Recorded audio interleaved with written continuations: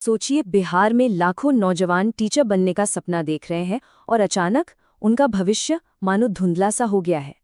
जिस परीक्षा पर उनकी सारी उम्मीदें थीं, बीपीएससी TRE-4, वो अचानक सरकारी कैलेंडर से गायब हो गई है।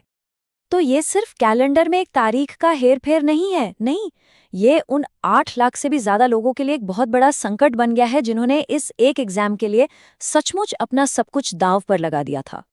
तो आखिर ये सब हुआ कैसे? इस पूरी कहानी की जड़ है एक सरकारी दस्तावेज, बिहार लोक सेवा आयोग यानी बीपीएससी का एनुअल कैलेंडर। हजारों स्टूडेंट्स ने बड़ी उम्मीद से जब वो कैलेंडर खोला तो उन्हें जो दिखा वो एक बड़ा झटका था। TRE-4 का उसमें कोई जिक्र ही नहीं था और बस उसी पल से उनके भविष्य पर चिंता और कन्फ्यूजन के बादल मंडराने लगे। अब देखिए, कैलेंडर से सिर्फ एक तारीख का हट जाना, ये इन स्टूडेंट्स के लिए सिर्फ कोई छोटी-मोटी दिक्कत नहीं है। नहीं, ये उनकी जिंदगी का एक बहुत बड़ा पर्सनल और फाइनेंशियल क्राइसिस बन चुका है। और ये संख्या देखिए, ये कोई कुछ हजार लोगों की बात नहीं हो रही है। 8 लाख। 8 लाख से भी ज्यादा जिंदगियां हैं जो इस एक फैसले से सीधे सीधे जुड़ी हुई हैं।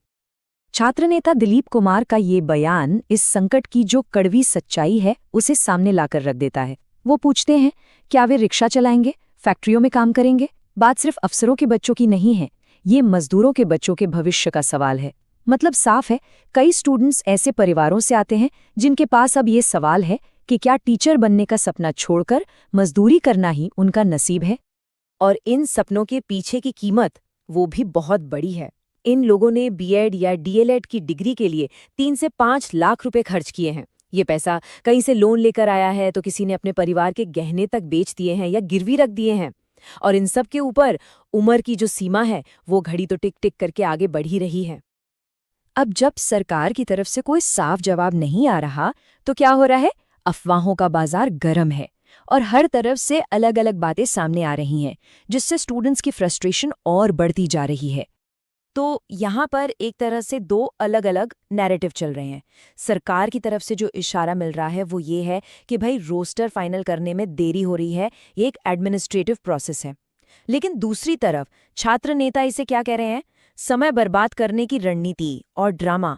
उनका कहना है कि बीपीएससी की दूसरी परीक्षाएं तो हो रही हैं, तो फिर इसी में इतनी देरी क्यों? और छात्र नेता इस दलील को मानने को तैयार नहीं है। उनका सवाल बहुत सीधा है।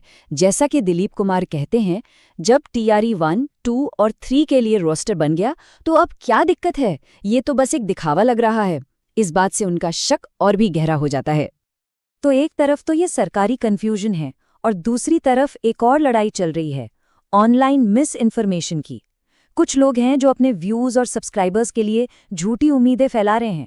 कभी 1 लाख वैकेंसी की अफवाह तो कभी 70,000 की। इस तरह की उल्टी सीधी जानकारी से सिर्फ भ्रम ही पैदा हो रहा है और स्टूडेंट से यही कहा जा रहा है कि जो लोग उनकी भावनाओं से खेल रहे हैं उनसे सावधान रहें। तो जब हर तरफ से दरवाजे बंद दिखें और कोई जवाब नहीं मिला तो छात्र नेताओं ने तय किया कि अब इंतजार नहीं, एक्शन का टाइम है और इसकी शुरुआत हो रही है डिजिटल प्लेटफॉर्म से। और उनका प्लान भी बिल्कुल साफ है, एक एक करके। सबसे पहले सभी स्टूडेंट्स के साथ एक डिजिटल मीटिंग की जाएगी, फिर सब मिलकर तय करेंगे कि आगे क्या करना है। इसके बाद एक बड़े जन आंदोलन की तैयारी होगी और सबसे जरूरी बात, ये भी सुनिश्चित किया जाएगा कि जो भी लोग इसमें शामिल हों वो पुलिस की किसी कार्रवाई से सुरक्षित रहें। इस आंदोलन में एक खास फोकस महिला अभ्यर्थियों पर है, उन हजारों लड़कियों पर जिन्हें 35% आरक्षण का फायदा मिलता है। उनसे एक सीधी और बहुत मजबूत अपील की जा रही है और ये अपील एक चेतावनी की तरह है। छात्र नेता साफ कह रहे हैं कि अगर महिलाएं इस प्रोटेस्ट में नहीं आईं तो हो सकता है हमें महिला आरक्षण को खत्म करने की ही मांग करनी पड़े। उनका तर्क सीधा है, अगर घर पर ही बैठे रहना है तो वैकेंसी कैसे आएगी?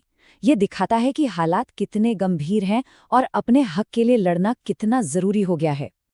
लेकिन सड़क पर उतरने से पहले छात्र नेता सरकार को एक आखिरी मौका दे रहे हैं, एक अंतिम अपील कर रहे हैं। उनका कहना है कि देखिए, हम विरोध नहीं करना चाहते, लेकिन हम मजबूर हैं। वो सरकार से बस यही मांग कर रहे हैं कि अपने वादे को निभाइए और TRE-4 का नोटिफिकेशन जारी कीजिए। संदेश बिल्कुल साफ है, ये आंदोलन आखिरी रास्ता है और अगर सरकार एक क्लियर टाइमलाइन दे दे तो ये टकराव टाला जा सकता है।